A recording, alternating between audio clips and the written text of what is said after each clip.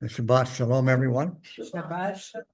Here we are in a brand new Torah cycle, starting over again the book of Bereshit, the book of Genesis. But before we get there, we turn to John chapter 7. Because even though we went over it during the Feast of Sukkot, I want to point out something that's quite important because God's word is always timely. Yes. It's never late, but it's always on time. And we're just started Z on John chapter 7. Okay, thank you. Okay, so John chapter 7, and we're just going to read down the first couple of verses. After these things, Yeshua was walking in Galilee, for he did not want to walk in Yehuda because the Judeans wanted to kill him. And the Feast of Tabernacles of the Judeans was, is near. So the Feast of Sukkot, Feast of Tabernacles. Why is that important? Why am I bringing it up again today? Because what happened on October 7th, 2 years ago? On Shmini Atzeret, Israel was invaded by Hamas. What happened on Monday? What day was that? Okay, it's the 13th of October. Okay, go over now in your Bible to chapter 7, verse 37. John 7:37. Okay, we're going to connect the dots what I'm talking about. It says, on the great day, which is the last of the feast, Yeshua stood and cried out, said, if anyone thirsts, let him come to me and drink. So the last day of what feast? Over in verse 2, Tabernacle, Sukkot.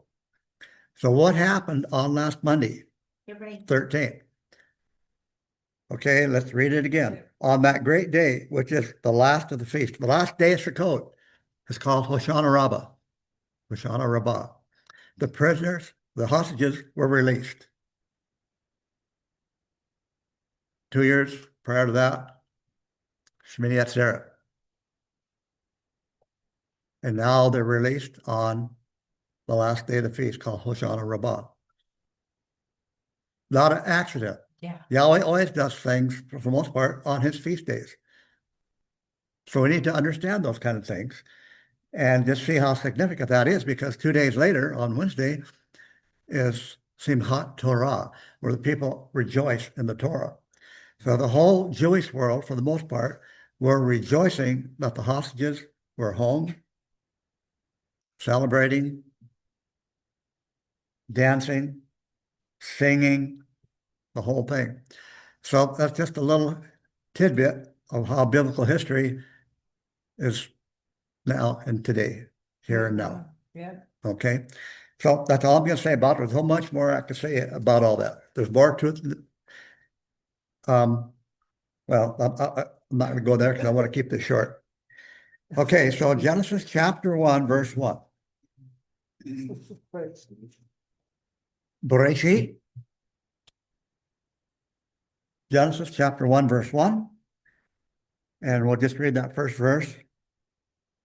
In the beginning, Elohim created heaven and the earth. Okay, so now I'm just going to read just a little bit. And you got 3 handouts. You got one handout and 2 separate ones. And we'll go over that in just a moment.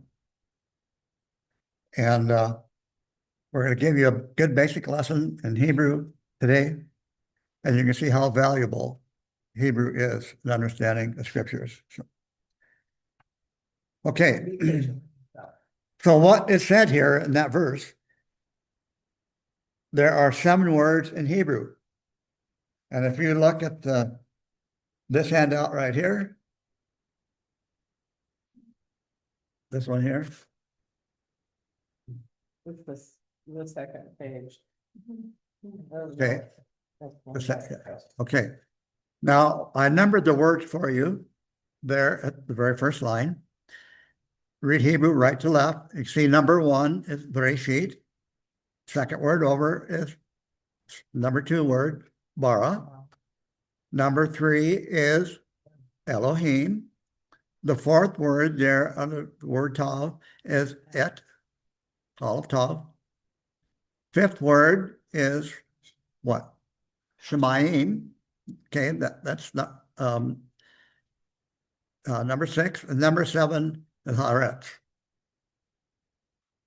Last year I went over in great detail,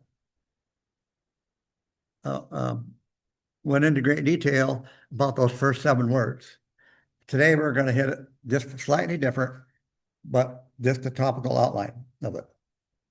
So that 4th word, Aleph Tav, is never pronounced in English. It is in Hebrew. So you go Bereshit bara Elohim et Hasmayim ve'et haaretz. So why don't they pronounce it in English? Because they're anti-Semitic. Because the word Aleph Tav is about the Messiah. But before we even get to that word, that 4th word, we're going to go through some preliminaries, and it's going to be a very powerful teaching by the time we get done. And so we have then Aleph Tav in English